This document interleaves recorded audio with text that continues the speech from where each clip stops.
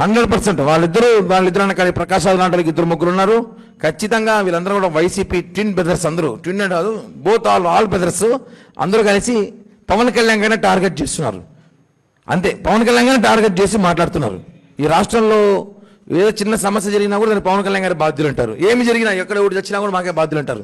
కాబట్టి ఆయన deputy CM హోదాలో ఉన్నప్పుడు ఆయన చేయాల్సిన పరిధిలో ఆయన చేస్తున్నాడు. దీని వెనకాల పోలీసు శాఖ కూడా, దయచేసి పోలీసు శాఖ కూడా ఈ ఆడియో రికార్డు అన్ని కూడా, టేప్స్ అన్ని కూడా మీ దగ్గర వచ్చినట్టు ఉంటాయి. ఎంక్వైరీ చేయండి, విచారించండి, శిక్షలు వేయండి.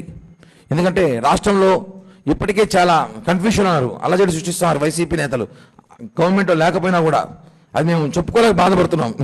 గవర్నమెంట్ లేకపోయినా వాళ్ళు అలజడి సృష్టిస్తున్నారు. ఇది కరెక్ట్ కాదు. దయచేసి పోలీస్ శాఖ వారు, మేమేమనుకుంటారు, ప్రజలు ఏమనుకుంటారు కాదు, కొంచెం వైసీపీ రూల్స్ ఫాలో చేయండి మీరు కూడా కొంచెం అప్పుడప్పుడు అని చెప్పి కూడా తెలియజేస్తున్నా. కేసు ఆల్రెడీ పెట్టున్నారని విచారిస్తారు, అరెస్ట్ చేయడం జైలుకు పోరు కదా, విచారణ జరుగుతుంది. నాని కుటుంబం నాశనం అయిపోతుంది, దేవిరెడ్డి అవినాష్ కుటుంబం నాశనం అయిపోతుంది, అంబటి రామ కుటుంబం నాశనం అయిపోతుంది. అది చేసుకోకపోతే ప్రజలు నాశనం గారు. సైకోలు శాడిస్ట్ ఒక చోటే ఉంటారు కదా ఆ పార్టీ, వైఎస్ఆర్ కాంగ్రెస్ పార్టీ అంటే.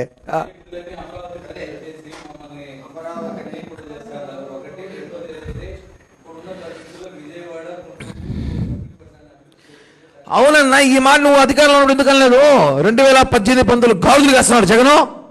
2016-17-18 గాజులు కాస్తున్నావా? లేదంటే నువ్వు వైజాగ్ ప్యాలెస్ కట్టుకొని వైజాగ్ ప్యాలెస్ లో కూర్చొని నువ్వు ఇంకేమైనా చేసుకుంటున్నావా? నీకు అధికారం ఇచ్చారు, 151 సీట్లు ఇచ్చినప్పుడు నువ్వు ఏం చేస్తావు? ఆ రోజు నువ్వు గాజులు కాస్తున్నావు. వైఎస్ జగన్ అడుగుతున్నా నేను, ఆ రోజు నువ్వు ఎందుకు రాజధాని ప్రకటించలేదు? దమ్ముంటే నిజాల పవర్ ఉంది కదా.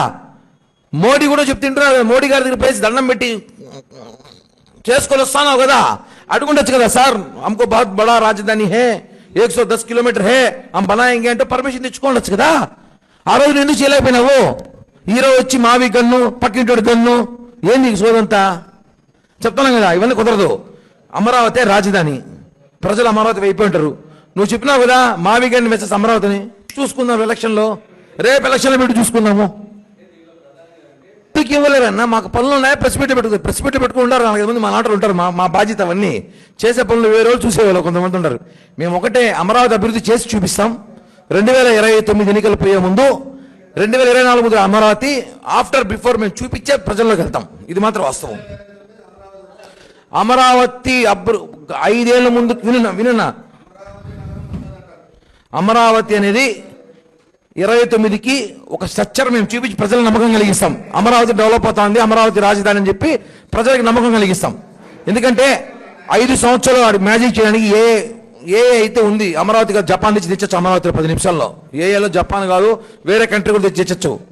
అమరావతి నిర్మాణం జరుగుతూ ఉంది, చేస్తాం, రోడ్లు వేస్తాం, మొన్న బిల్డింగ్లు కట్టినాం, వాటర్ తీసుకొస్తున్నాం, ప్రాజెక్టులు తీసుకొచ్చాం, కంపెనీలు వస్తున్నాయన్నా. మ్యాజిక్ కాదు జగన్ లాగా చేయడానికి. జగన్ అయితే జీసస్తో మాట్లాడి మ్యాజిక్ చేస్తారు. అందుకే అందుకే 15 సంవత్సరాల కూటమి ఉంటుంది. 15 సంవత్సరాల కూటమి ఉంటుంది. 15 సంవత్సరాల్లో అమరావతి మరో హైదరాబాద్ చూపిస్తాం మేము. స్టాండ్ అవును. 2029కి 2024 ముందు అమరావతి, ఇప్పుడు అమరావతి 5 ఏళ్ళ అభివృద్ధి చూపించి వెళ్తాం ఎలక్షన్కి. థ్యాంక్ యూ అన్న, ధన్యవాదాలు. జై హింద్. నేను తిట్టి నిన్న పొగుడు తప్పుకుంటావునా?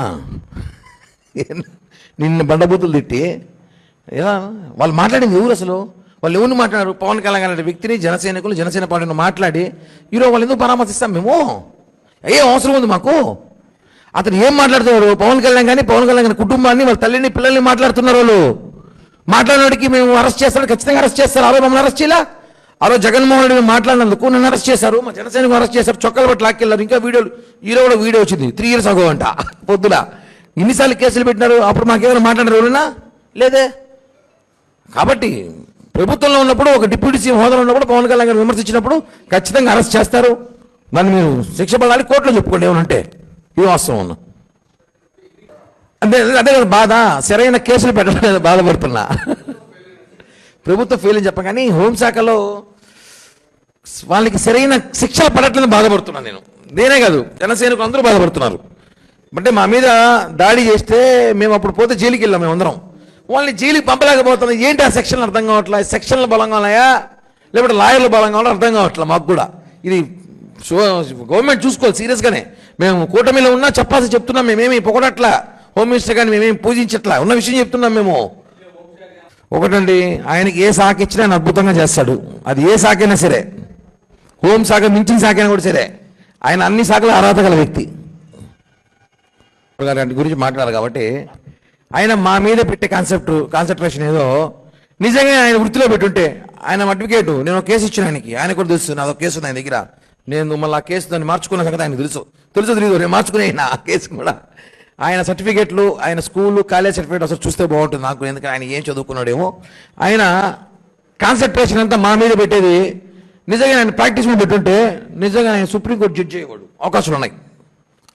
ఆయన గెటప్కి, ఆయన సెటప్కి, ఆయన ఉందాతనం, ఆయన ఆర్భాటం చూస్తే, ఎవరైనా చూస్తే సుప్రీంకోర్టు జడ్జి అనుకుంటాడు. కానీ ఆయన వైసీపీకి పనిచేస్తున్న అడ్వకేట్ సంగతి తెలియదు చాలా మందికి. నేను చెప్తున్నా కదా, ఆయన కూటమిలో ఆయన ఒక పార్టీ మాతో ఉన్నప్పుడు 2019లో మా పక్షాన మాట్లాడేటప్పుడు ఆయన కొన్ని సీట్లు అడిగాడు చంద్రబాబు నాయుడు గారిని. ఆ సీట్లు జనసేన కానీ ఎక్కువ సీట్లు అడిగాడేమో నా కోరిక అనుకుంటా. కాబట్టి కుదరదని చెప్పేసరికి ఆయన బయటకు వచ్చి మమ్మల్ని విమర్శ స్టార్ట్ చేశాడు. ఆయన టార్గెట్ పవన్ కళ్యాణ్ గారినే మాట్లాడుతున్నాడు. రాష్ట్రం అంతా చూస్తాను. నేను చెప్తున్నా శ్రవణ్ కుమార్ గారికి, శ్రవణ్ కుమార్ గారు the supreme of advocate, supreme of లానో మీకు చెప్తున్నా, మీరు కాన్సన్ట్రేషన్ కొంచెం ప్రాక్టీస్ మీద పెడితే కొన్ని మంచి కేసులు వస్తాయి. హైకోర్టు కాదు సుప్రీంకోర్టుకు పోయే అవకాశాలు ఉన్నాయి. ఎంతసేపు విజయవాడ చుట్టూ తిరుక్కుంటారు మీరు కూడా. నా సలహా, నేను మీకు బాగా తెలుసు కదా, మనంతా కలిసి మా కేసు మీరే చూశారు అని చెప్పి కూడా తెలియజేస్తున్నాను.